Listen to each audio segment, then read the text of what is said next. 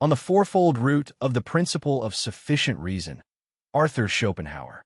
Arthur Schopenhauer's doctoral dissertation, 1813, revised in his 60th year, 1847, into a compendious theory of the cognitive faculty from the side of the principle of sufficient reason, the underpinnings of the whole system, and the required preliminary to the world as will and representation.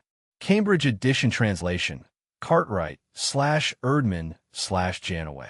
Forensic Summary of Schopenhauer's Body, Preface through 8th Chapter. Editorial apparatus, and the companion essays on vision and colors, and on will and nature in the same volume, are set aside for separate work.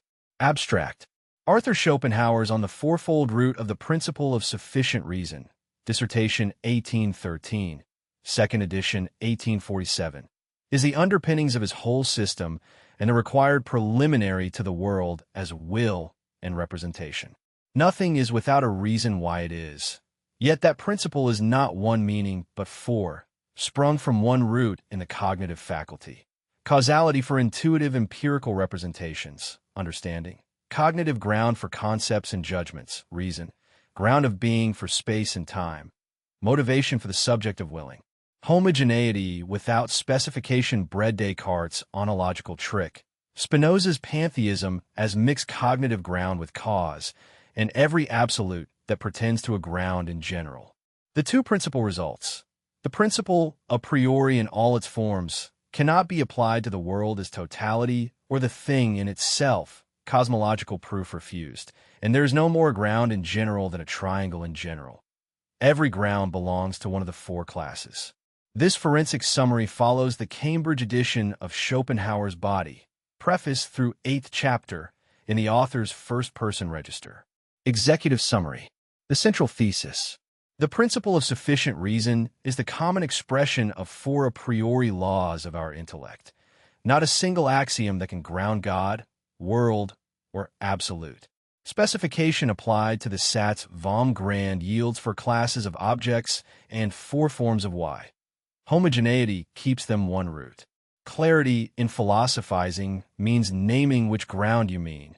Transcendent use of ground is the perpetual sophism of post-Kantian metaphysics. Foundational observations. Homogeneity and specification. Plato and Kant's twin laws apply both to the principle of sufficient reason or breed persistent error. Nihil est sine ration. Wolff's formula as provisional genus. The Y is mother of all sciences. Science as system versus aggregate. Cognitive ground versus cause. Aristotle's inkling never held. Descartes inserts cognitive ground where causality is required, ontological proof. Spinoza realizes it as pantheism and Causas sway. Munchausen. Root. All representations connected a priori for a subject. Nothing existing of itself and apart can be object for us. First class, understanding/causality. Intuitive empirical representations. Understanding's sole function is the causal law. Matter's permanence as corollary. Forces of nature is not equal to causes. Cause/stimulus/motive. Second class, reason/knowing. Concepts as representations of representations. Kinds of truth. Reason formal, not oracular. Locke on material knowledge.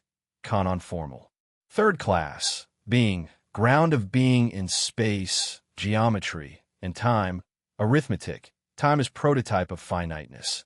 Convictio versus cognitio in Euclid. Fourth class, motivation. Subject of willing as sole object of inner sense. Motivation equals causality seen from within. Freedom in esse, not a priori. Two results. PSR not applicable to world totality/thing in itself. No absolute ground or ground in general. Companions, WWR Books 1-2 and Critique of Kantian Philosophy enlarge the cognitive theory. Ethics and On Will and Nature continue motivation and occult qualities. On Vision and Colors primers the subjective forms. Significance and recommendation. Read this treatise before or beside the chief work. Without the fourfold root, WWR's opening idealism and the refusal of cosmological theology remain unprotected. It is elementary philosophy in Schopenhauer's sense, firm footing in fundamental concepts, not a professor's digest. Bring patience for polemic against Hegel, Schelling, and oracular reason. The acerbic old man's voice is the price of the young man's clarity corrected. Cambridge edition, Cartwright/Erdman/Janaway. Companion essays in the same volume, Vision and Colors, will in nature, are left for separate summaries. Preface. This treatise in elementary philosophy first appeared in 1813, when I gained my doctorate with it. It has since become the underpinnings of my whole system, and for that reason it cannot remain out of print. To send such a youthful work into the world again with all its flaws would be irresponsible. The time when I can no longer amend it cannot be far distant. Yet Seneca's promise consoles me.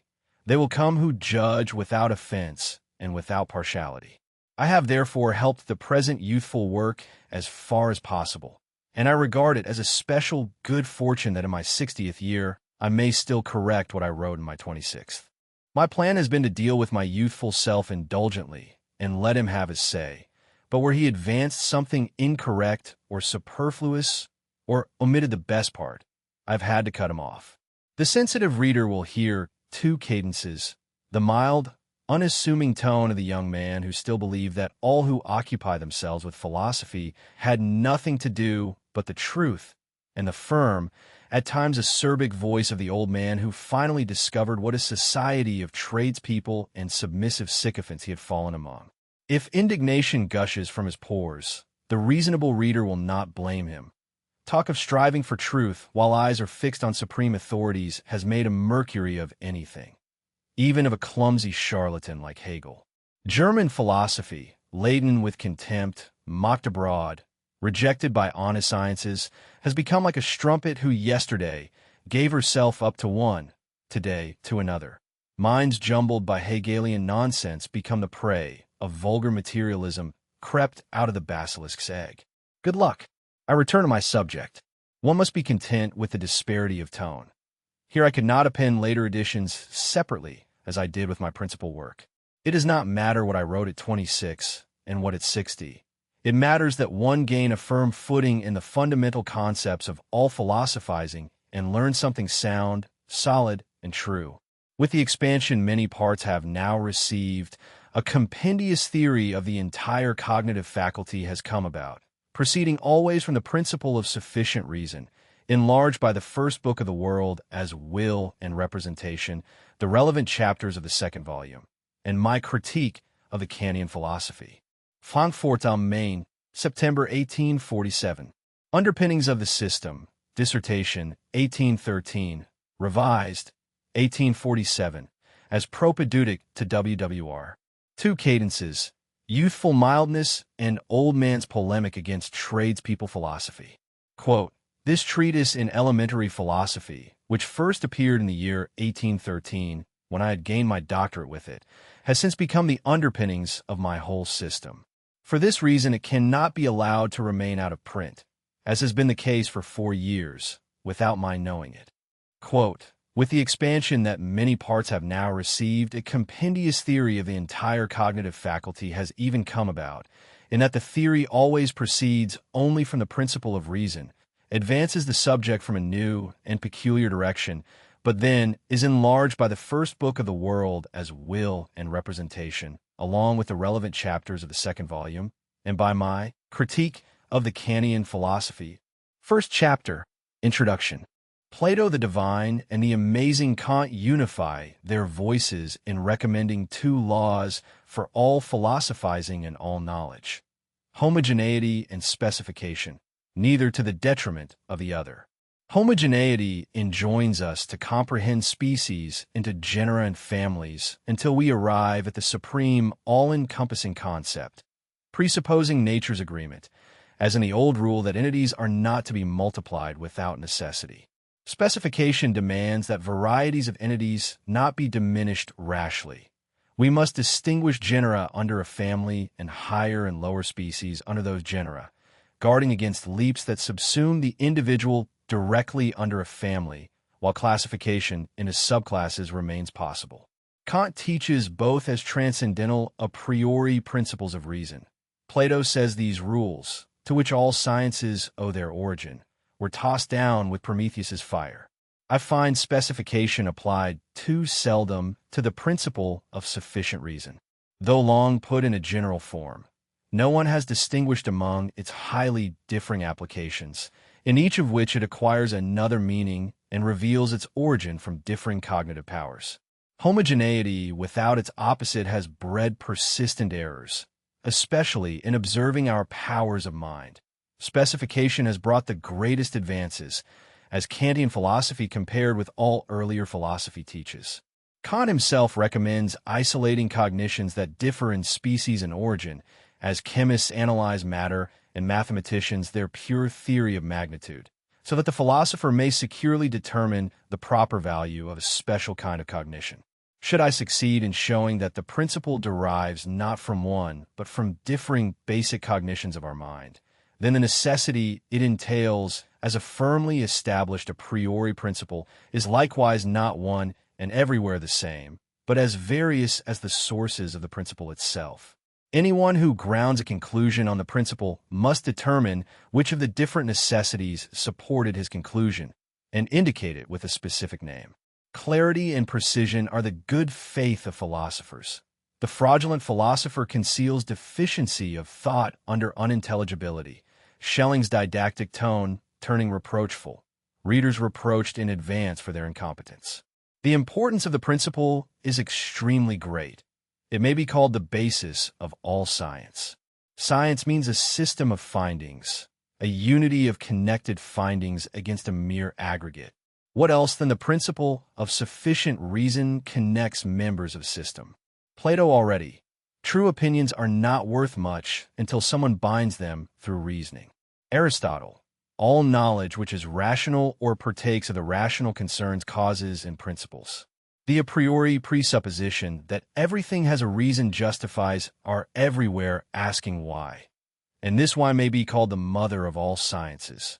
Provisionally, I put the principle in Wolff's most general formula. Nihil esse in ration cur podius sit quam non sit. Nothing is without a reason why it is. Homogeneity/specification. Unify and distinguish, both a priori, apply both to the Satz vom Grand. Advantage, differing sources, differing necessities. Name which ground supports the conclusion. Basis of science, system versus aggregate. The why is mother of sciences, Wolffian formula provisional. Quote, Plato, the divine, and the amazing Kant unify their impressive voices in the recommendation of a rule for the method of all philosophizing, and indeed of all knowledge in general. They say that one should comply with two laws equally, that of homogeneity and that of specification, but not the one to the detriment of the other.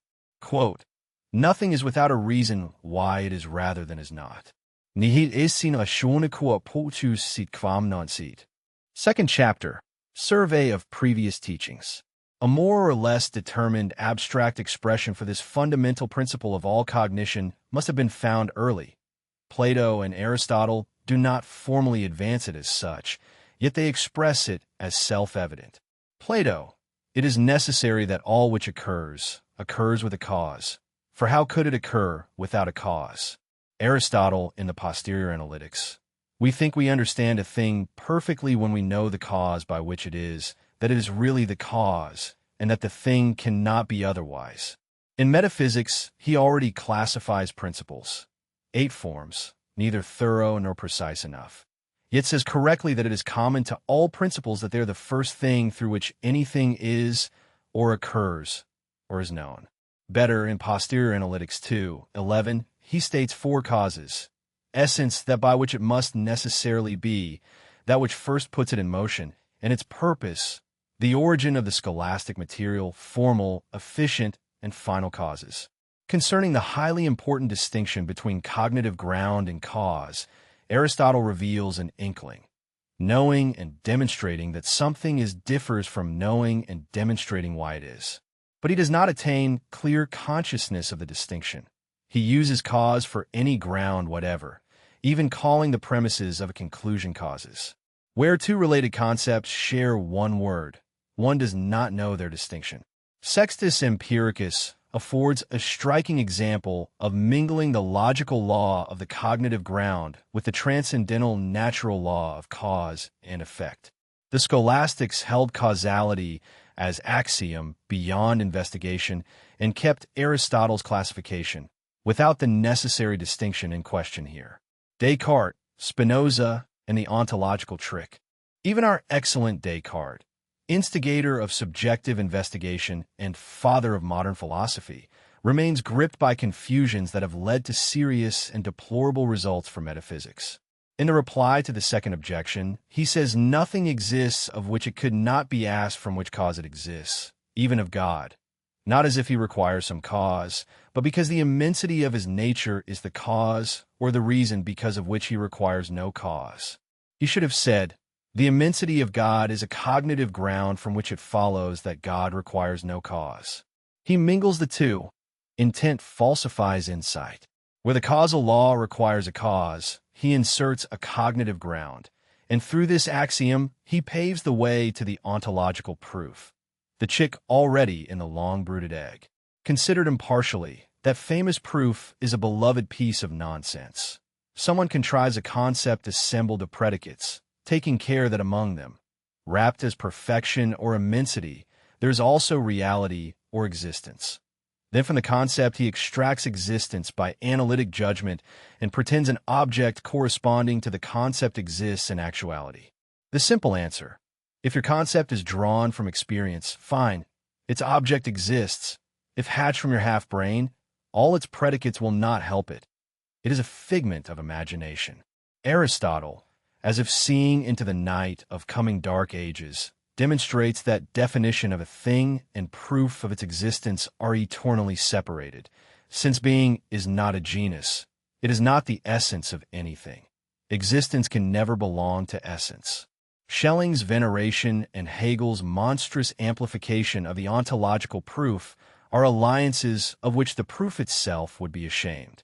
I will not speak with respect of people who have brought philosophy into disdain. Spinoza remains completely true to Descartes in this confusion and sought from it an even greater advantage. It became the basis of his whole pantheism. The relation of a concept to the judgments grounded in it and developed analytically from it is exactly the relation Spinoza's so-called God has to the world, or the one substance to its accidents. That is the relation of cognitive ground to consequent. Actual theism accepts cause to effect, where ground remains different and separate from consequent essentially and actually. A God without personality is a contradiction in terms. Yet Spinoza retains the word God for substance and calls it the cause of the world by mixing cognitive ground with causality. His pantheism is the realization of Descartes' ontological proof. Where Descartes had existence in the concept of God as cognitive ground for actual being, Spinoza puts God himself in the world and opens the ethics with causa's sway, deaf to Aristotle shouting that existence does not belong to the essence of anything. I see in causa's sway only a contradiction in terms, a before that is an after, an audacious decree to cut off the endless causal chain. Emblem: Baron Munchausen pulling himself and his horse up by his pigtail. Schelling adds a little epilogue, the third step of the climax, where Descartes substituted cognitive ground for the required cause, and Spinoza made of this an actual cause as causa's sway. Schelling invents an absolute that is ground of itself in still murkier phrases. Leibniz, Wolff, Hume, Kant. Leibniz first put the principle of sufficient reason formally among the great principles of all cognition, yet without distinguishing the meanings that were already confused. Wolff is the first who expressly separated two main meanings: the principle of becoming, causality, and the principle of knowing, though still imperfectly and with further distinctions that do not yet reach the fourfold root. Between Wolff and Kant the distinction is handled with more or less clarity by Lambert, Plattner, and others, yet without the complete specification I require. Hume deserves a section of his own.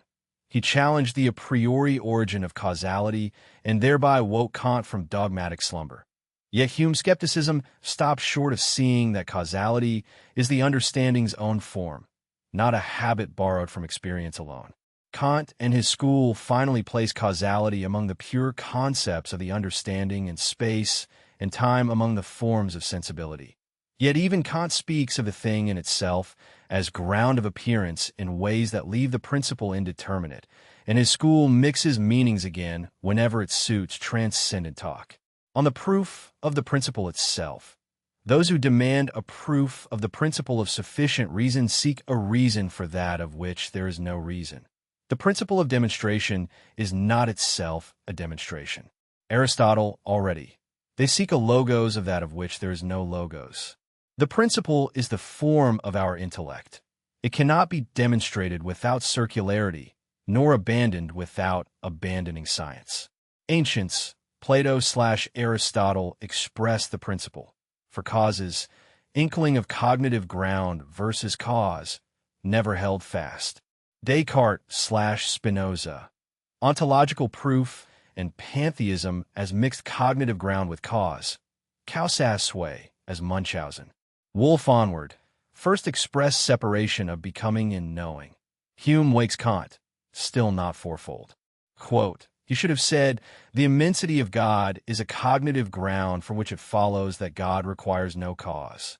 However, he mingles the two, and one sees that he is not clearly aware of the great distinction between cause and cognitive ground. But actually, it is intent that falsifies insight for him. Quote, for my part, one see in Causasway only a contradiction in terms, a before that is an after, an audacious decree, to cut off the endless causal chain. The true emblem of Causasway is Baron Munchausen, who, clamping his legs around his horse as it sinks in the water, pulls his pigtail up over his head and raises himself and the horse into the heights. Under this emblem, put Causasway. Quote, hence we see that the ancients still did not attain a clear distinction between the requirement for a cognitive ground for establishing a judgment and that of a cause for the occurrence of a real event. Third chapter, inadequacy of previous accounts. From the survey, it follows that two applications of the principle have been distinguished, gradually, late, and not without renewed confusions, to judgments, which to be true must always have a reason, and to alterations of real objects, which always must have a cause. In both cases, the principle justifies the question why. But are all cases in which we are justified in asking why included under these two relations? Suppose I ask why the three sides of this triangle are equal, because the angles are equal. Is the equality of the angles the cause of the equality of the sides? No. Here there is no alteration, no effect that must have a cause. Is it mere cognitive ground? No. Equality of angles is not mere proof of equality of sides. For mere concepts, it is never understood that because angles are equal, sides must be equal. There is a necessary connection between angles and sides, a ground of something's being so, not immediately of two judgments. Or again, why is the past absolutely irrevocable and the future inexorable? This cannot be demonstrated purely logically by mere concepts, nor is it causality, which governs events in time, never time itself. The present hour, commencing inexorably, has tossed the passing hour into the bottomless abyss of the past. We recognize this immediately and intuitively, as we recognize the distinction between right and left, and that the left glove does not fit the right hand. Thus not all cases reduce to logical ground and consequent or to cause and effect. Specification has not been satisfied. Homogeneity requires that these cases not differ infinitely, but be reducible to certain species. Before classification, what is specific to the principle in all cases must be determined, the genus before the species. Our cognizing consciousness, appearing as outer and inner sensibility, as understanding and reason, divides into subject and object and comprises nothing else.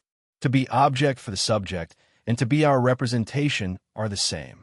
All our representations stand to one another in a connection governed by laws and of a form determinable a priori, by means of which nothing existing of itself and independently, nothing in isolation and apart, can be an object for us. It is this connection that the principle of sufficient reason expresses in its generality.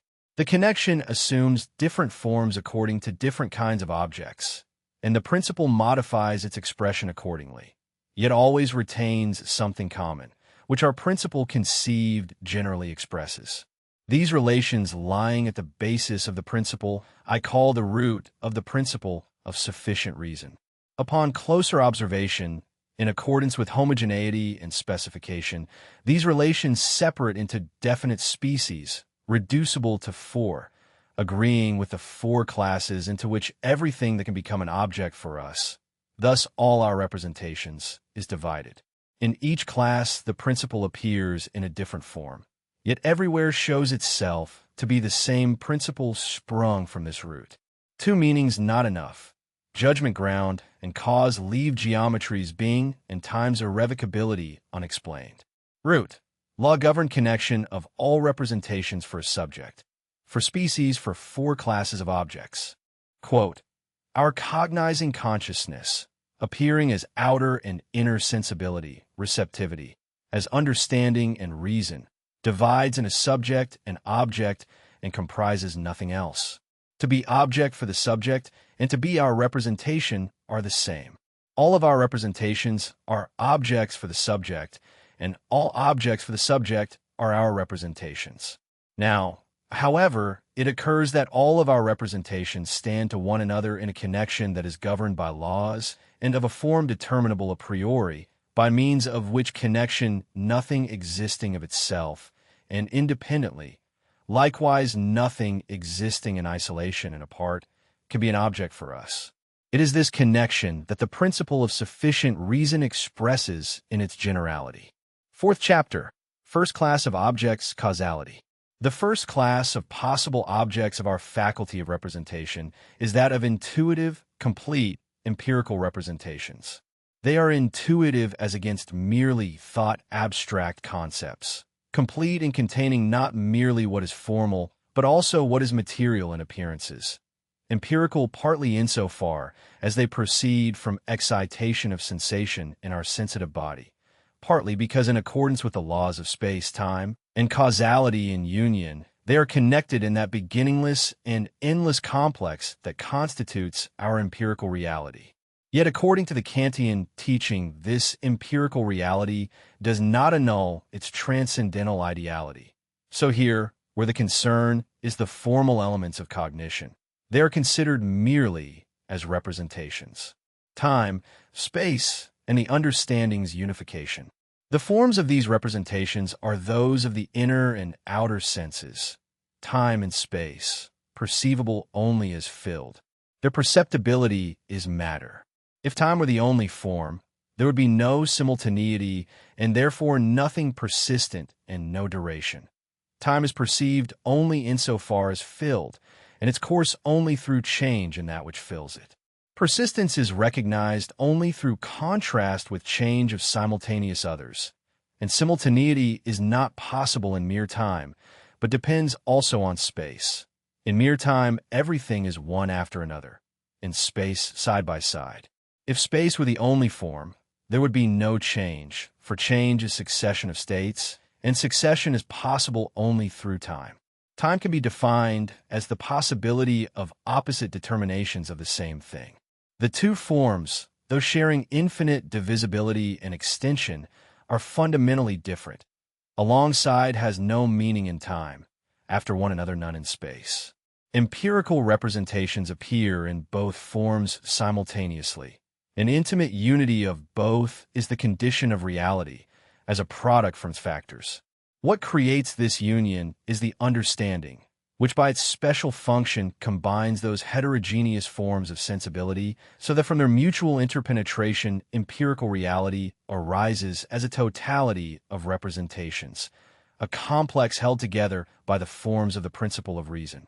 In this complex, despite the ceaselessness of time, substance, matter, persists, despite the rigid immutability of space. Matter's conditions change.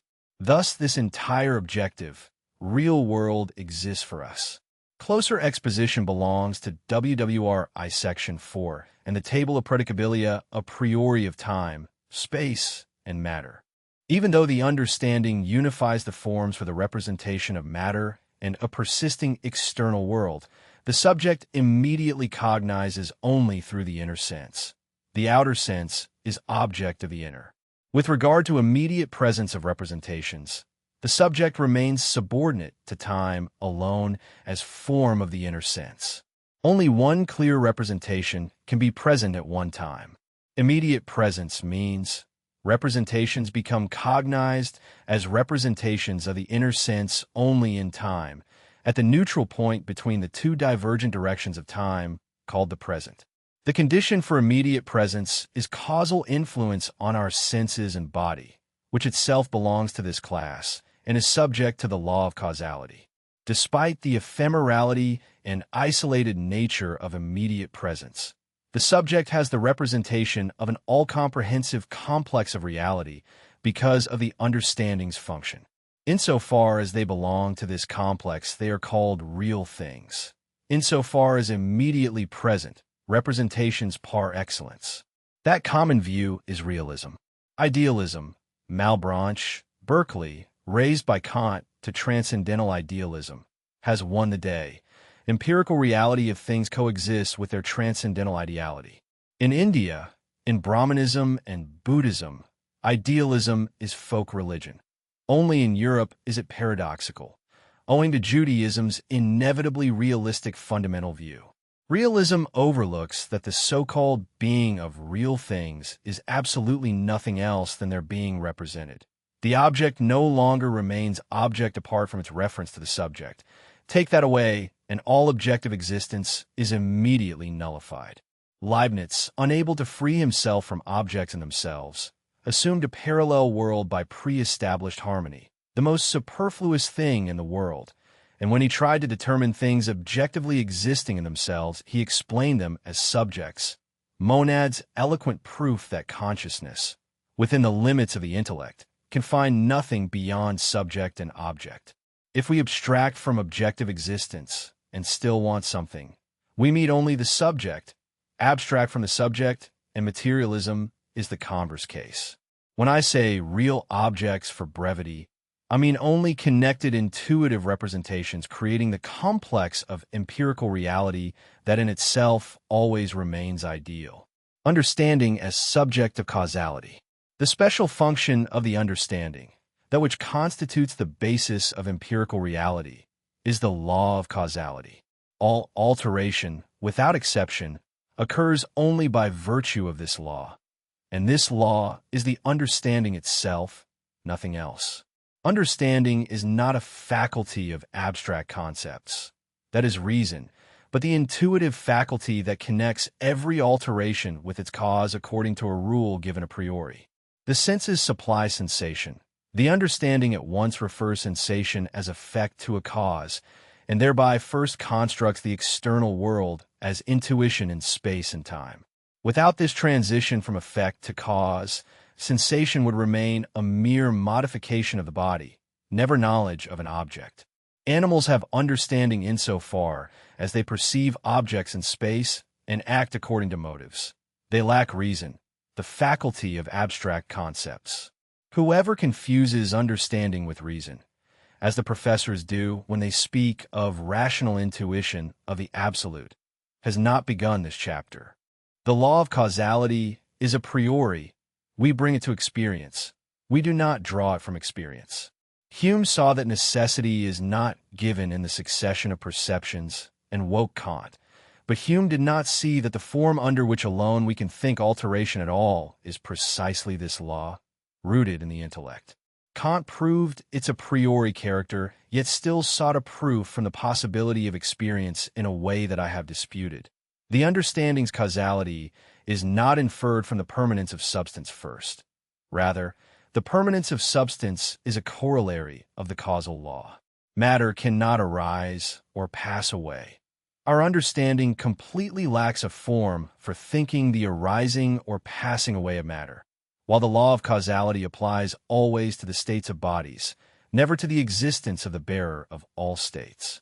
The certainty of the permanence of substance is transcendental, of a completely different kind from any empirically discovered natural law, even gravitation, which remains without guarantee of universality beyond our solar system. Substance is a mere synonym for matter. The concept was formed for underhanded purposes, as I have shown in my critique of the Kantian philosophy.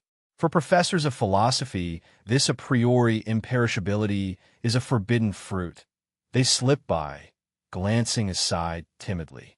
The endless chain of causes and effects produces all alterations, yet never extends beyond them. Two things remain untouched: matter, the bearer of all alterations, and the original forces of nature, the means by which alterations or effects are possible at all, the means by which causes first receive causality, which they thus merely hold in fee. Cause and effect are alterations connected in necessary succession in time. Forces of nature are exempt from all change. They exist beyond all time, always and everywhere, omnipresent and inexhaustible, ready to manifest when the occasion appears on the guidance of causality. The cause, like its effect, is always a particular alteration. The force of nature is something universal, unalterable, existing at all times and everywhere. That amber now attracts the thread is the effect. Its cause is the preceding friction and present proximity. The natural force active in this process is electricity.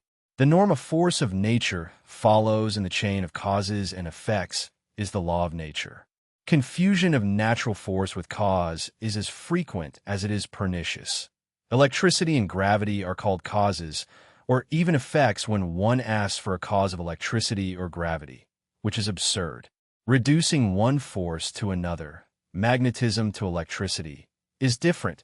Every genuine original force of nature, including every fundamental chemical property, is essentially an occult quality, no longer capable of physical explanation, only of a metaphysical one transcending appearance. Maynard Byron almost never says cause alone but cause or force. As Spinoza said, reason or cause, 8 times on a page, both conscious of identifying two disparate concepts: cause, stimulus, and motive. Causality, director of each and every alteration, appears in nature in 3 forms: as cause in the narrowest sense, as stimulus, and as motive. The true and essential distinction among inorganic bodies, plants, and animals depends on precisely this difference, not on external anatomical or chemical characteristics. Cause in the narrowest sense is that according to which alterations in the inorganic kingdom result, the theme of mechanics, physics, and chemistry. Newton's third principle, action and reaction are equal, applies only here. The degree of the effect corresponds exactly to the degree of the cause, so that the one can be calculated from the other. The second form is stimulus. It governs organic life as such, plants, and the vegetative part of animal life without consciousness. Action and reaction are not equal. Intensity of effect does not follow intensity of cause through all degrees. Through intensification, the effect may even turn into its opposite. The third form is motive. This directs animal life proper, thus action with cognition. Here causality has passed through cognition as through a medium. The motive is causality seen from within. Motive presupposes knowledge.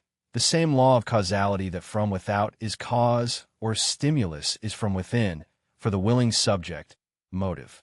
This is why the fourth class of objects, the will as object of inner sense, will receive its own chapter.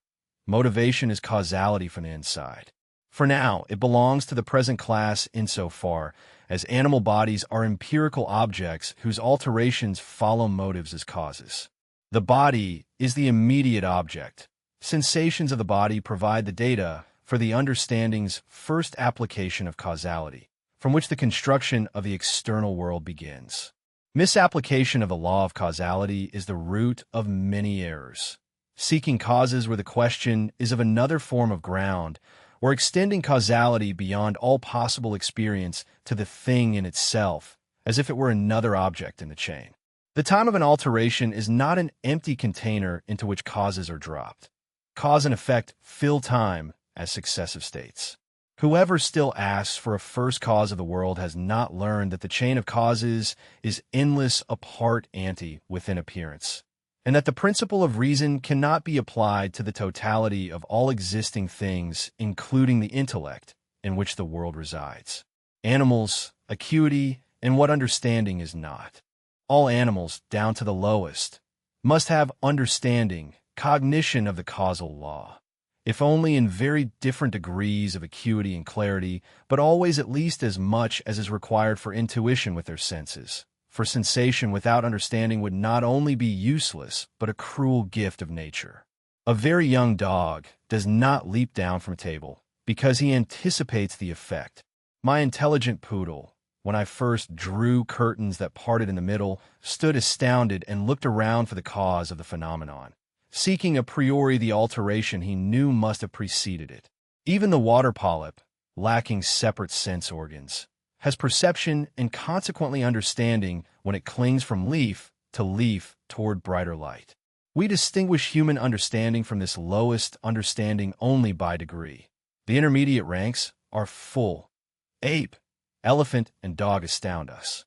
The work of the understanding always consists in the immediate apprehension of causal relations, first between one's own body and other bodies, from which objective intuition proceeds. Next, among objectively intuited bodies, where causal relations occur as cause, stimulus, and motive. If the understanding investigates causes in the narrowest sense, it creates mechanics, astronomy, physics, chemistry, and invents machines for prosperity or ruin. An immediate intuitive apprehension of causal connections ultimately lies at the basis of all its discoveries. The sole form and function of the understanding, not Kant's complicated clockwork of 12 categories, whose invalidity I have proven. Calculating is not understanding, and in and of itself provides no comprehension of things. Comprehension is achieved only by intuition, through correct cognition of causality and geometric construction of the course of events. Where calculation begins, understanding ceases. The head busied with numbers is estranged from the causal connection. L'expérience est le calcul, that motto of French physicists, is by no means sufficient. If stimuli are the understanding's guide, it produces plant and animal physiology, therapy, and toxicology.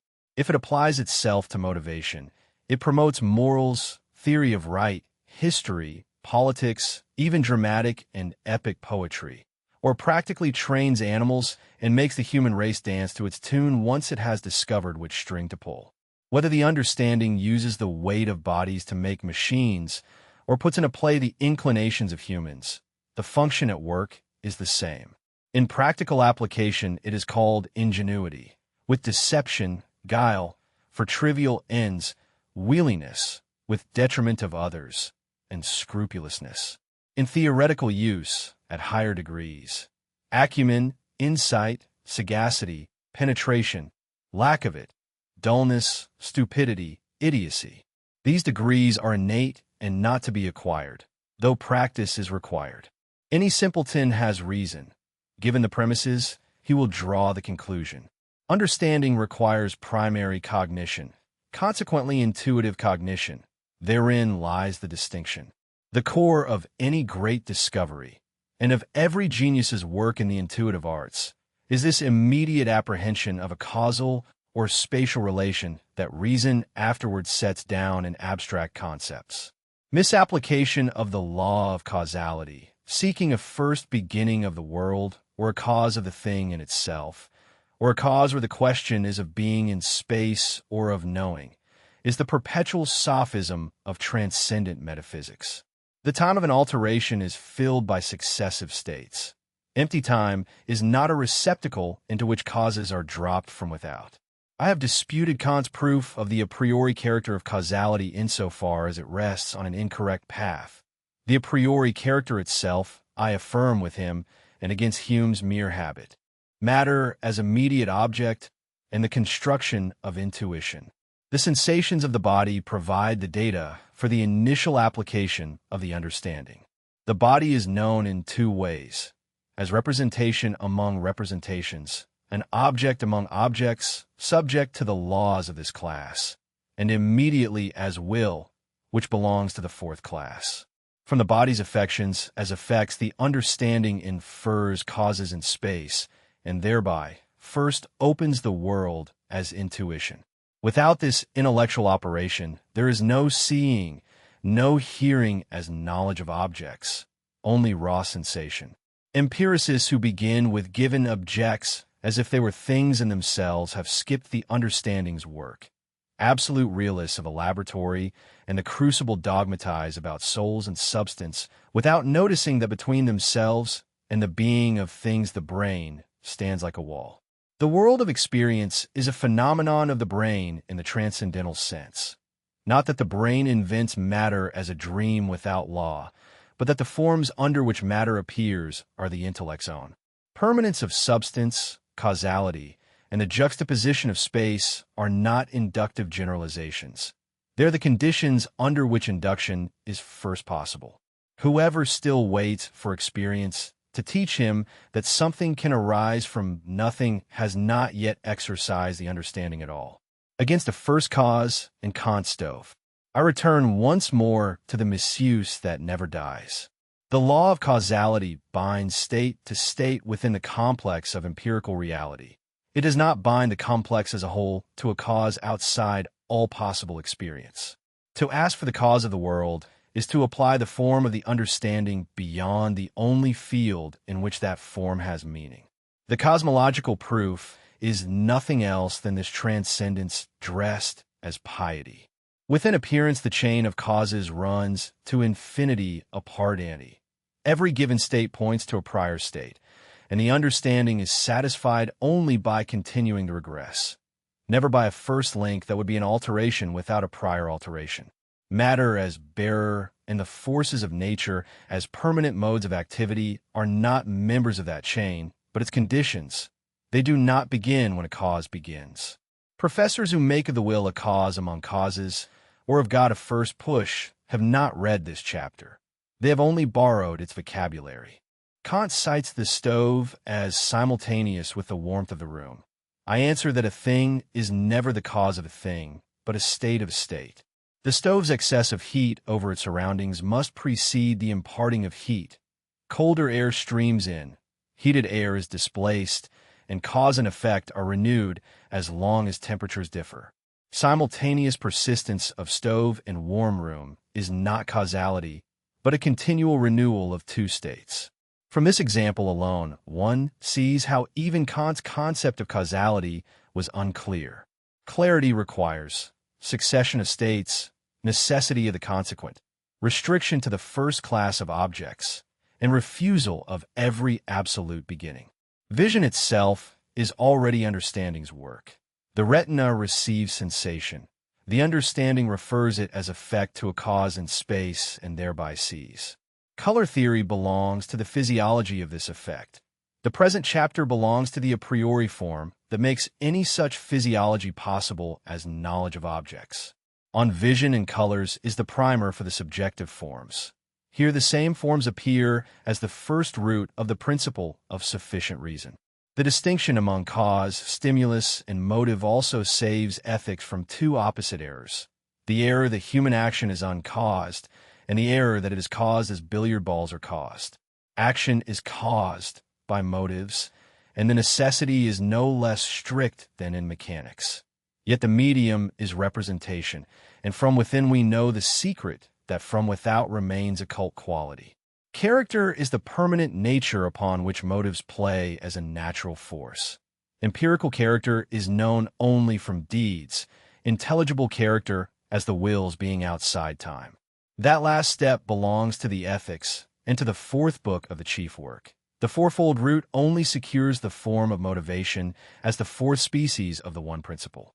Without that security, freedom and necessity remain word fights. With it, freedom is denied to operari and reserved for esse, and the principle of sufficient reason keeps its hands off the thing in itself. One further clarification before I leave this longest chapter. Empirical reality is a totality for the understanding. Immediate presence is always singular for the inner sense. Realism hypostatizes the totality as a world of things in themselves. Berkeley dissolves the totality into immediate presence alone. Transcendental idealism keeps both, the lawful complex and the ephemeral present, as representations, and refers the question of what they are in themselves beyond the principle of sufficient reason to the will. The fourfold root does not yet name that will as the answer. It only clears the ground so that when the chief work names it, no professor can again smuggle the thing in itself back into the causal chain as one more object among objects. Sensation, understanding, matter, force, cause, stimulus, motive. Keep these sorted and the first class of objects is mastered. Mix them and you will write ethics I with reason or cause 8 times on a page. I have called this chapter the first class because intuitive empirical representations are what everyone means by the world before philosophy begins.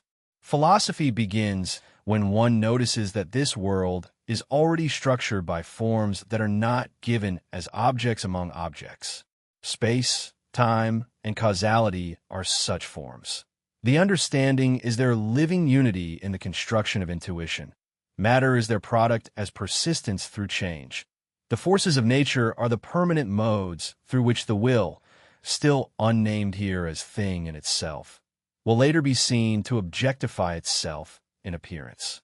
For now, it is enough that no alteration occurs without a cause, that no cause is a force, that no force is explained by being renamed a cause, and that motive is the same causality known from the other side of the curtain. With that, the first root is exposed. The remaining 3 chapters name the other 3 without letting any of them pose as absolute. First class, intuitive, complete, empirical representations. Empirical reality with transcendental ideality. Understanding, soul function equals law of causality, constructs intuition from sensation. Animals have it, lack reason. Matter/forces, permanence of substance as corollary of causality. Forces of nature is not equal to causes, occult qualities. 3 forms, cause, inorganic, stimulus, vegetative, motive, animal cognition. Quote, the first class of possible objects of our faculty of representation is that of intuitive, complete, empirical representations. They are intuitive in contrast to those which are merely thought, that is, to abstract concepts, complete insofar as, following Kant's distinction, they contain not merely what is formal, but also what is material in appearances, empirical, partly insofar as they proceed not merely from connection of thought, but have their origin in an excitation of sensation in our sensitive body. Quote, what creates this union is the understanding, which, by means of its special function, combines those heterogeneous forms of sensibility so that from their mutual interpenetration, although just for the understanding itself, empirical reality arises as a totality of representations, constructing a complex held together by the forms of the principle of reason. Quote, causality, this director of each and every alteration, now appears in nature in 3 different forms, as cause in the narrowest sense, as stimulus, and as motive. The true and essential distinction among inorganic bodies, plants, and animals depends on precisely this difference, not on external anatomical or chemical characteristics.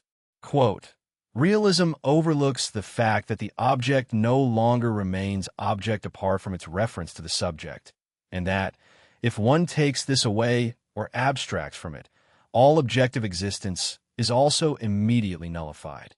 5th chapter, second class of objects, concepts/knowing. The only essential distinction between humans and animals that can be stated from the side of cognition is this. Animals have understanding and sensibility, thus intuitive perception of objects in space and time according to the law of causality. Humans have in addition reason, the faculty of abstract concepts, of representations of representations. The second class of objects for the subject is the class of concepts, abstract, non-intuitive representations formed by reason through abstraction from what is given in intuition. Concepts are the material of thinking. Judgments connect them. Conclusions bind judgments. Without concepts, there is no language proper, no science as system, no deliberate action according to abstract maxims. only the immediate guidance of intuitive motives that animals also follow. Concepts, judgment, and the principle of sufficient reason of knowing. Our reason, or the faculty of thought, forms concepts as the representatives of countless particular things. A concept is a representation from representations. The power of judgment subsumes the particular under the universal, or recognizes whether a given case belongs under a rule. Error begins where judgment falsely subsumes, or where concepts are manipulated without contact with the intuition from which they were abstracted. Paper money without the metal of perception. The principle of sufficient reason of knowing governs this class. Every judgment, to be true, must have a sufficient ground of knowledge. Truth is the reference of a judgment to something distinct from it, its ground. According as that ground is of different kinds, truth has different kinds. A judgment may have its ground in another judgment, logical or formal truth, where conclusion follows from premises according to the laws of thought. It may have its ground in intuition of the first class, empirical truth, a representation of the first class, an intuition mediated by the senses, grounds the judgment. It may have its ground in the formal conditions of all thought lying in our reason, metalogical truth, the laws of identity, contradiction, excluded middle, and sufficient reason of knowing themselves. Transcendental truth, as when a judgment is grounded in the forms of space, time, and causality as conditions of possible experience, belongs here at the border of the first and second classes. I have discussed these distinctions so that no one again confuses the ground of a conclusion with the cause of an event. The very confusion that made Descartes' and Spinoza's metaphysics possible. Reason against the oracular faculty. Since the class of representations considered in this chapter is peculiar to the human race, and since reason has been celebrated as the mark of humanity, the word has been abused beyond measure. For 50 years, professors have explained reason as a faculty of the supersensible, of ideas, an oracular faculty lying within us designed immediately for metaphysics. Great difference of opinion prevails among the adepts. According to the most impudent, reason has immediate rational intuition of the absolute or the infinite and its evolution into the finite. According to others, it merely apprehends what goes on in Cloud Cuckooland and repeats it to the understanding, which then writes philosophical compendia. Jacobi's pun that Vernunft is from Verneman has flourished for half a century, as if it were a proof.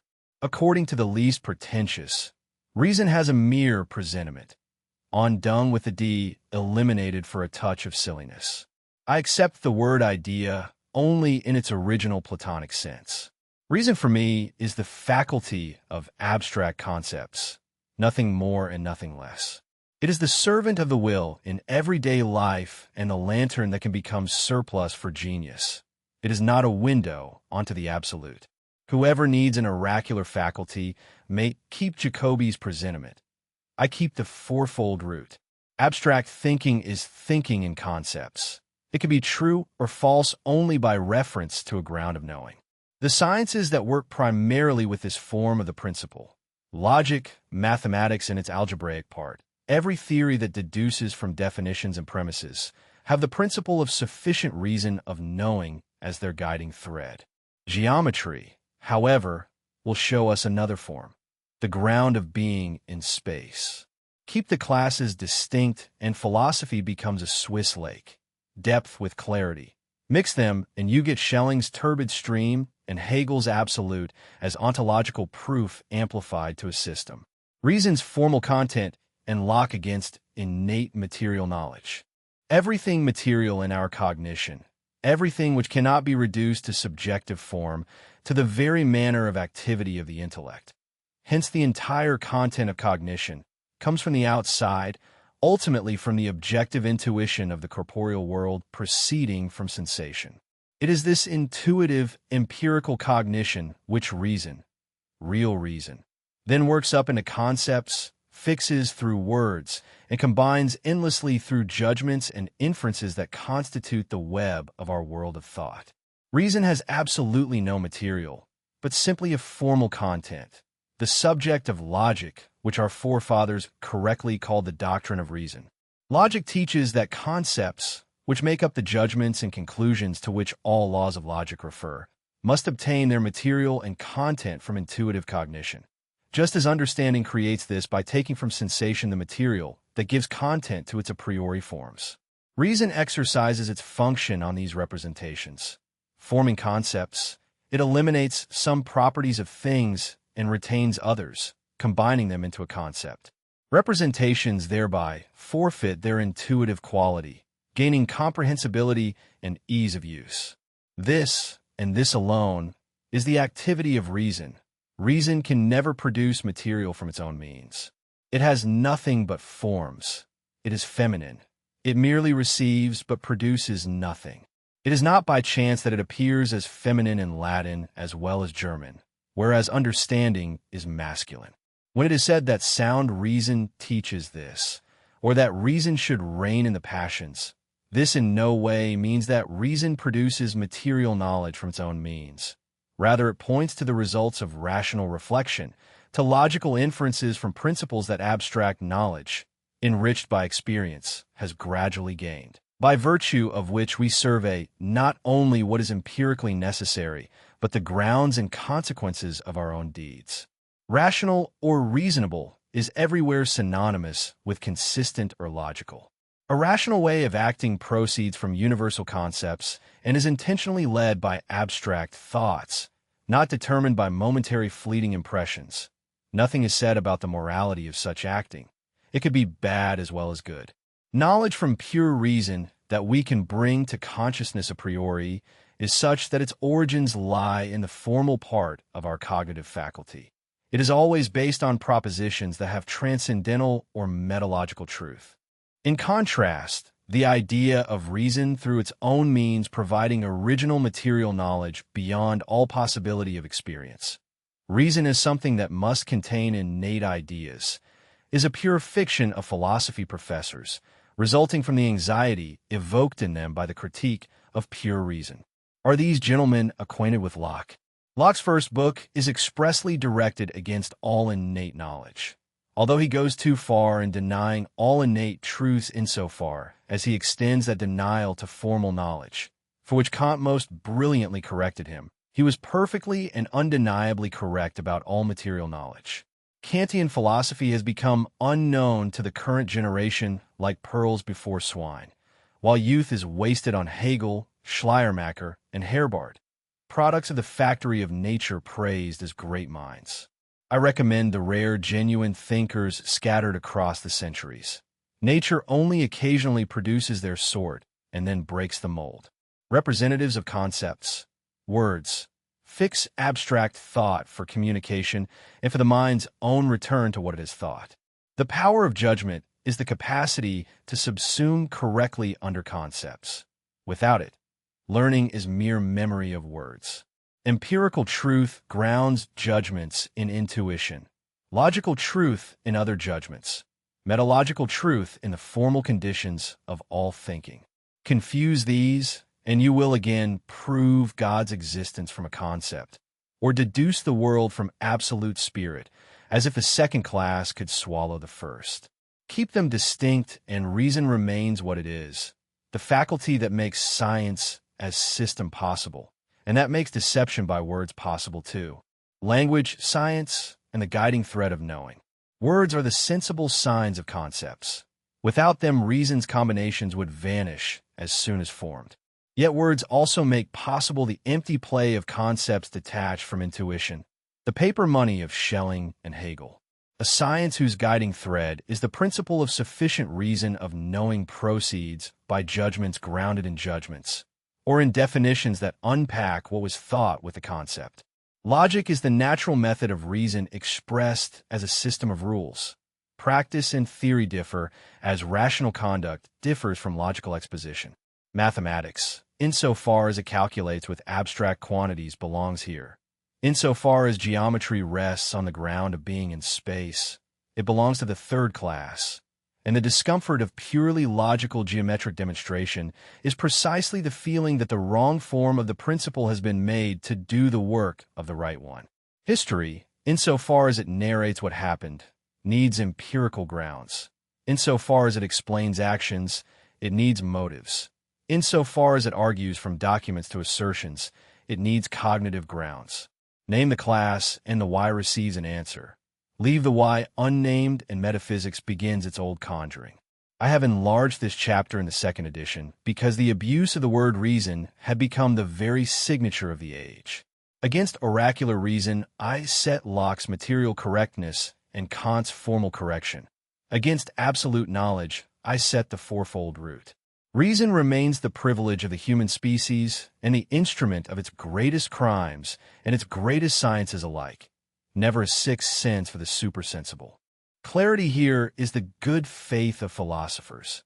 Name whether your ground is logical, empirical, metalogical, or transcendental, and never call reason an oracle.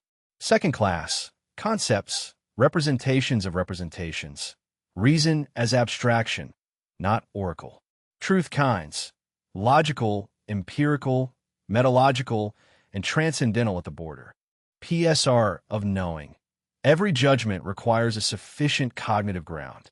Quote, the only essential distinction between humans and animals have understanding and sensibility. Humans have in addition reason, the faculty of abstract concepts, of representations of representations. Quote, reason, to which all such wisdom is audaciously imputed, is explained as a faculty of the supersensible, and even of ideas, in short, as an oracular faculty lying within us, designed immediately for metaphysics. Quote, every judgment, to be true, must have a sufficient ground of knowledge. Truth is the reference of a judgment to something distinct from it, its ground. Sixth chapter, third class of objects, space and time. The third class of objects for the faculty of representation consists of the formal part of complete representations, the pure intuitions a priori of space and time. Here the principle of sufficient reason appears as the principle of the reason of being. Space and time are so constituted that all of their parts stand in relations of mutual determination, so that the being thus of one is grounded in the being thus of another, not as cause of alteration, not as premise of a judgment, but as ground of being in space and in time. In space, position determines position. The being of this figure here is grounded in relations that make it impossible for it to be otherwise while those relations hold. Why are the sides equal when the angles are equal? Because in the intuition of space, the one being thus grounds the other, a necessary connection between sides and angles, not between judgments and not between successive states of matter. Euclid's demonstrations ultimately rest on this intuitive ground of being. The syllogistic clothing is secondary.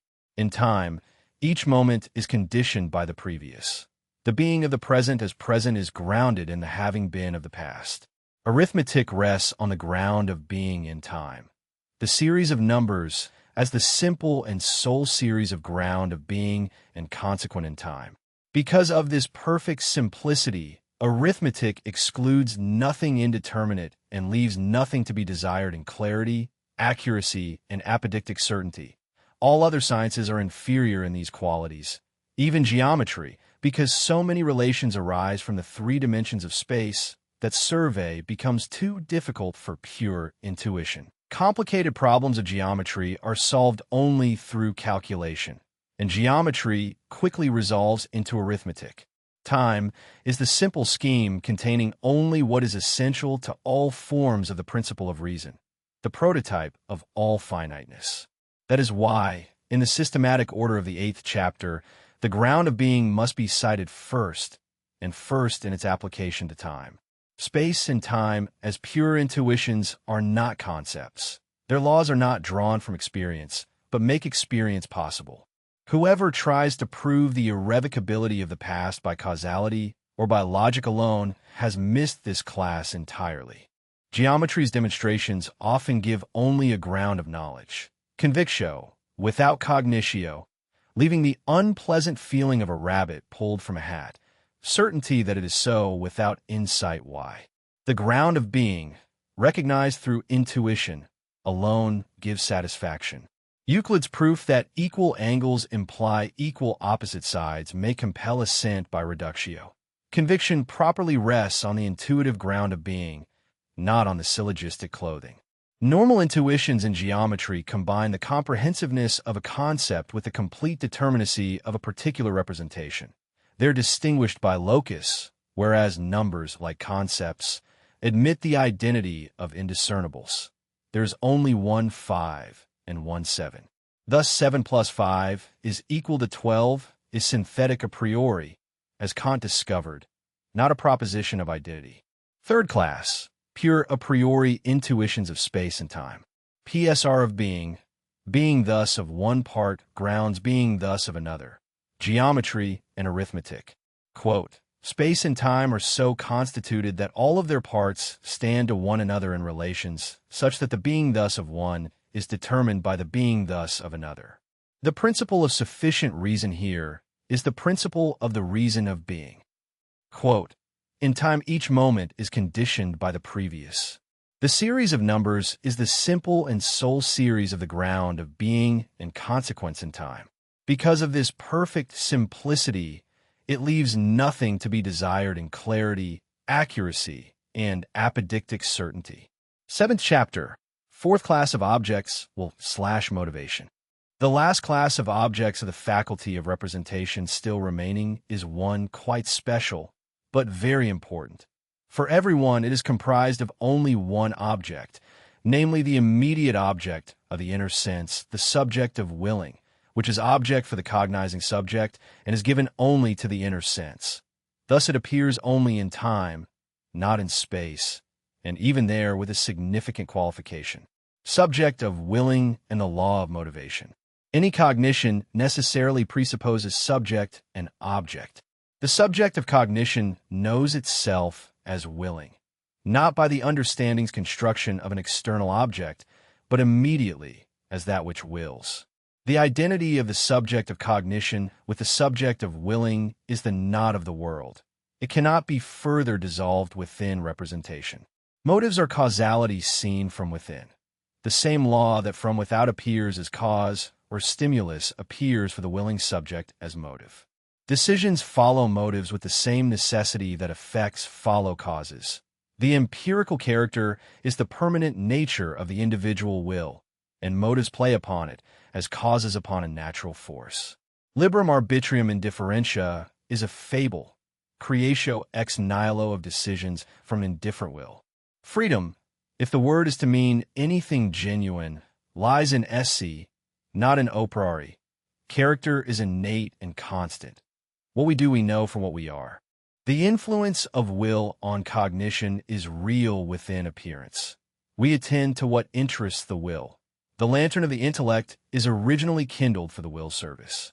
Memory holds what the will has stamped as significant. Abstract knowledge can become a motive of a higher order, restraining immediate impulse, yet still as motive within the causal form of this class. Whoever seeks a ground of the will as thing in itself, among motives has again mixed classes.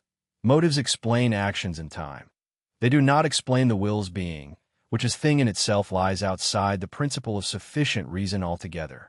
In the physical world we see mechanical, physical, chemical effects, and those of stimuli following their causes every time without understanding the event through and through. What is essential remains a mystery attributed to occult qualities. It would be no better with movements of animals and humans if insight into the interior were not open to us. From inner experience we know the event is an actable evoked by a motive consisting of a mere representation. We recognize the influence of the motive not only from the outside immediately, but simultaneously from the inside immediately. Here we stand behind the scenes and experience the secret of how the cause produces the effect. Motivation is causality seen from within, presenting itself in a completely different way, in a completely different medium, for a completely different type of cognition. And so it must be set forth as a special and peculiar form of our principle, the principle of the sufficient reason of acting. Memory stores what has once been a motive or may become one. Influence of will on cognition turns the lantern toward what the will needs, yet never abolishes the necessity with which motives determine a priori one's character is given. Fourth class, one object, the subject of willing as object of inner sense, time only. PSR of acting/motivation. Motives necessitate action as causes necessitate effects. Freedom in esse, not a priori. Quote, the last class of objects of the faculty of representation still remaining for our consideration is one quite special, but very important. For everyone, it is comprised of only one object, namely the immediate object of the inner sense, the subject of willing, which is object for the cognizing subject, and indeed is given only to the inner sense. Thus, it appears only in time, not in space. Quote, the result of this is the important proposition. Motivation is causality seen from within.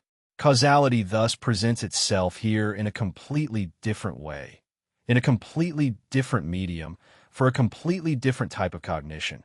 And so it must be presented as a special and particular form of our principle, which thus appears here as the principle of sufficient reason of acting, or more briefly put, the law of motivation. Eighth chapter, General Remarks and Results.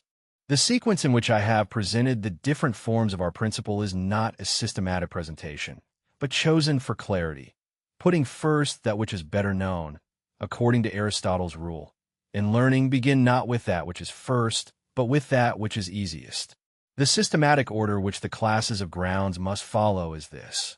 First, the principle of the reason of being, and here first in its application to time, the simple scheme of all remaining forms, the prototype of all finiteness, then the ground of being in space, then the law of causality, then the law of motivation, finally the principle of sufficient reason of knowing, since the others refer to immediate representations, but this last refers to representations of representations.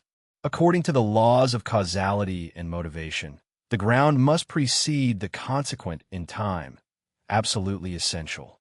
One will not be misled by Kant's stove, warming the room as simultaneous cause and effect. If one considers that a thing is not the cause of another thing, but a state the cause of another state, the stove's higher temperature must precede the imparting of heat. As layers of air are displaced, cause and effect are continually renewed. A chain of alterations, not persistent simultaneous cause and effect. Even Kant's concept of causality was unclear here. Reciprocity of grounds is not a special form of causality, but the complexity of mutual determination within a connected whole. Necessity is the inseparability of consequent from ground within each form of the principle. There is no absolute necessity outside these forms. Series of grounds and consequents run to infinity apart ante within appearance. Every science has as its guiding thread one form of the principle of reason, according to the class of objects it treats. Two principal results. I have attempted to show that the principle of sufficient reason is the common expression of four completely different relations, each based on a particular law given a priori, since the principle is synthetic a priori. And according to homogeneity, these four laws arise from one and the same original constitution of our entire cognitive faculty. Their common root, the innermost core of all the dependency, relativity, instability, and finiteness of objects of our consciousness, confined to sensibility, understanding, and reason, subject and object, that very world which Plato repeatedly disparaged as that which always becomes and passes away, but never truly is, and which Christianity rightly called temporality. The general sense of the principle may be reduced to this. Always and everywhere each thing is only by means of another thing. Now, however, the principle of reason is a priori in all its forms, rooted in our intellect. Therefore, it cannot be applied to the totality of all existing things, the world, including this intellect in which the world resides. If I have achieved this result, then any philosopher who builds on the principle of sufficient reason or speaks of a ground at all must determine which type of ground he means. Too often ground and cause are confused without discrimination, or one talks in a general way of ground and grounded, principle and what follows, condition and conditioned, perhaps from secret awareness of an unjustified use. Kant himself speaks of the thing in itself as the ground of appearance, of an intelligible ground of appearances, of a transcendental object lying at the ground of appearances, not in keeping with his own immortal words that the contingency of things is itself only a phenomenon and could lead to no other regress than the empirical one that determines phenomena. The second result, closely connected, there is no more ground in general than there is a triangle in general. Only an abstract concept achieved through discursive thought, a representation from representations. Just as any triangle must be acute, right or obtuse, equilateral, isosceles, or scalene, so any ground must belong to one of the four stated types and apply within one of the four classes of objects, which presupposes the whole world of representation already given and is restricted to this world. Absolute ground is a contradiction in terms. Should anyone think a ground in general is something different from what is drawn from the four types, we renew the controversy between realists and nominalists. In the present case, I stand with the latter. Systematic order, being time, then space, causality, motivation, knowing. First result, four a priori forms, one root in the intellect. PS are not applicable to the world as totality/thing in itself. Cosmological proof refused. Second result, no ground in general. Every ground is one of the four. Absolute ground equals nonsense. Quote, the sequence in which I have presented the different forms of our principle is not a systematic presentation, but merely chosen for clarity. But this is the systematic order which the classes of the grounds must follow. First, the principle of the reason of being must be cited, and here again, first in its application to time, the simple scheme of all the remaining forms of the principle of sufficient reason, containing only what is essential, the prototype of all finiteness. Quote, always and everywhere each thing is only by means of another thing. Now, however, the principle of reason is a priori in all its forms, thus rooted in our intellect. Therefore, this principle cannot be applied to the totality of all existing things, the world, including this intellect in which the world resides. Therefore, one cannot say the world and all things in it exist by means of something else, which proposition is simply the cosmological proof. Quote, we may not speak of an absolute ground, and there is no more ground in general than there is a triangle in general. Just as any triangle must have acute, right, or obtuse angles, so too any ground must belong to one of the four stated possible types of grounds. Conclusion. The fourfold root does one hard thing and refuses to do an easy one. The hard thing, force every use of y and ground to declare its class, causality, knowing, being, or motivation, so that philosophy stops treating the intellect's forms as a single key that opens God and world alike. The easy thing it refuses, an absolute ground, a first cause of the totality, a reason that intuits the supersensible. Dissertation and second edition together make a compendious theory of the cognitive faculty from the side of the principle of sufficient reason. The chief work then names what lies outside that principle as will. The historical survey is not antiquarianism. Plato and Aristotle express the principle without specifying it. The scholastics hold causality as axiom. Descartes and Spinoza build metaphysics on the confusion of cognitive ground with cause. Wolff separates meanings imperfectly. Hume wakes Kant. Kant still speaks of the thing in itself as ground of appearance in ways this treatise will not ratify. The polemic against Hegel and Schelling is continuous with the logical point. Absolute knowledge is the ontological proof amplified until words replace thoughts. If the author is right, science keeps its guiding threads. Ethics keeps necessity of operari without liberum arbitrium, and religion loses the cosmological proof without thereby losing the ethical quietive that allegory may still carry. If he is wrong in the restriction of the principle to appearance, then transcendent metaphysics gets its vocabulary back, and with it the old right to ask for the cause of the world, as if the world were an object among objects. The treatise leaves that door closed.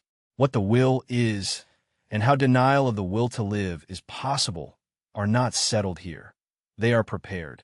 The afterlife of the book is every page of WWR that presupposes a reader who will no longer say ground without naming which root.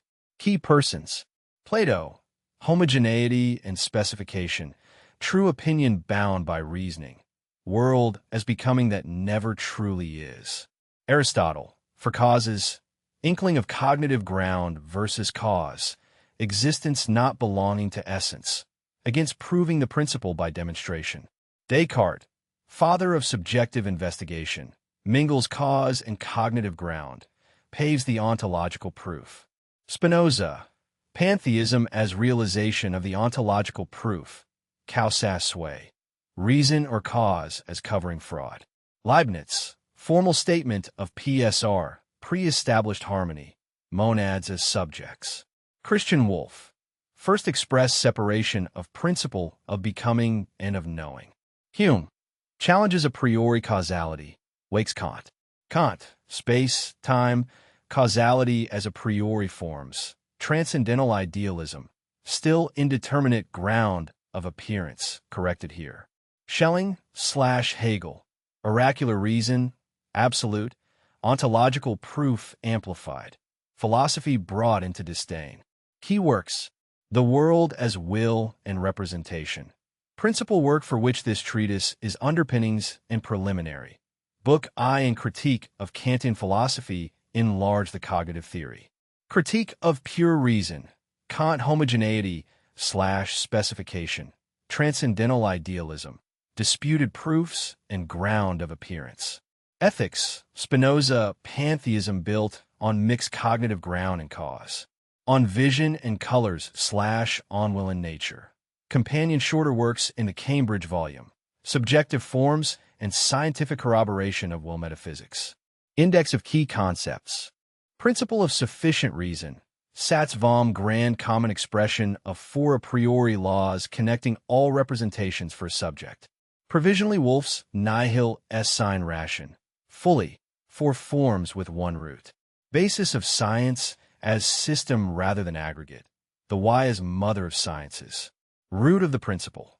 The law governed a priori connection among all representations by which nothing existing of itself and independently can be object for us. Genus determined before the four species. Common original constitution of the cognitive faculty, sensibility, understanding, reason. Homogeneity and specification. Twin methodological laws, Plato/Kant. Homogeneity unifies toward highest concepts. Specification distinguishes species under genera. Applied to PSR, they yield one root and four forms. Neglect of specification breeds persistent error. Cognitive ground, ratio Kanashini ground of a judgment's truth. Logical, empirical, metalogical, or transcendental. Distinct from cause. Confusion with cause enables ontological proof and Spinozistic pantheism. Cause, ratio fiendi/law of causality. Form of PSR for the first class. Understanding soul function, a priori. Binds successive states, not things to things. Not applicable to matter's existence or to the world totality. Understanding, Verstand intuitive faculty that refers sensation as effect to cause and constructs empirical reality. Animals have it in degrees, distinct from reason. Not Kant's 12 categories. Reason, Vernunft faculty of abstract concepts, representations of representations. Formal content only, logic, receives material from intuition. Not an oracular faculty of the absolute. Ground of being, ratio is any form of PSR for pure space and time. Being thus of one part grounds being thus of another. Geometry and arithmetic. Time is simplest scheme and prototype of finiteness. Motivation/law of acting. Form of PSR for the subject of willing. Causality seen from within. Motives necessitate a priori. Freedom, if genuine, lies in esse, character, not in indifferent choice. Cause, stimulus, motive. Three forms of causality in nature. Inorganic, vegetative, animal cognitive. Essential distinction of body kingdoms. Motive already counted in first class, and specialized in fourth. Force of nature versus cause. Force is universal, unalterable, occult quality by which causes receive efficacy. Cause is particular alteration. Confusing them, Maine to Byron, popular physics, ruins clarity. Permanence of substance, a priori corollary of the causal law. Matter neither arises nor passes away. Distinct in certainty from empirical laws, such as gravitation. Absolute ground, contradiction in terms. No ground in general any more than a triangle in general. Every ground is one of four types restricted to the world of representation. Cosmological proof refused. Causasway. Before that is an after, emblem Munchausen. Spinoza's opening and Descartes' ontological trick realized as world substance. Transcendental idealism. Empirical reality of the complex of representations coexists with transcendental ideality. Object is nothing apart from reference to subject. Realism overlooks this. Judaism's folk realism makes idealism paradoxical in Europe. Reading comprehension questions. What do homogeneity and specification each demand? And why does Schopenhauer say specification has been applied too seldom to the principle of sufficient reason? State Wolff's provisional formula of the principle. How does science's system depend on it? How does Descartes' axiom about God's immensity pave the way to the ontological proof? What is Aristotle's oracle against existence as essence?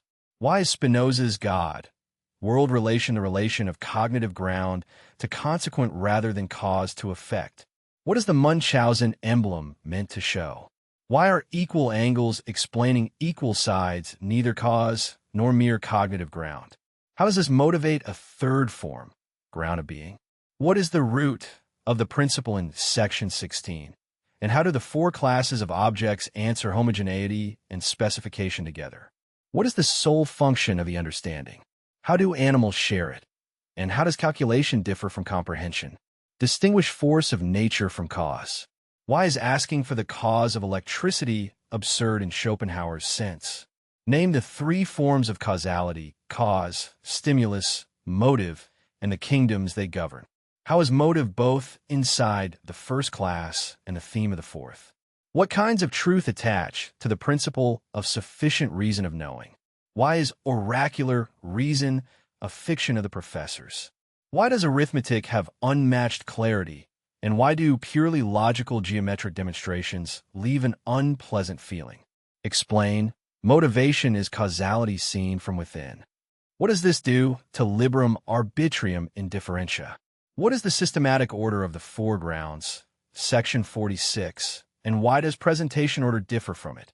State the two principal results of section 52. How does each block the cosmological proof or absolute ground? Critical. If someone says the absolute is the ground of appearance, which class of ground are they illicitly treating as transcendent? And what rival diagnosis does Schopenhauer offer? Critical. What value assumption about clarity, good faith of philosophers, organizes the polemic against Schelling and Hegel? What would have to be true for obscurity to be a virtue?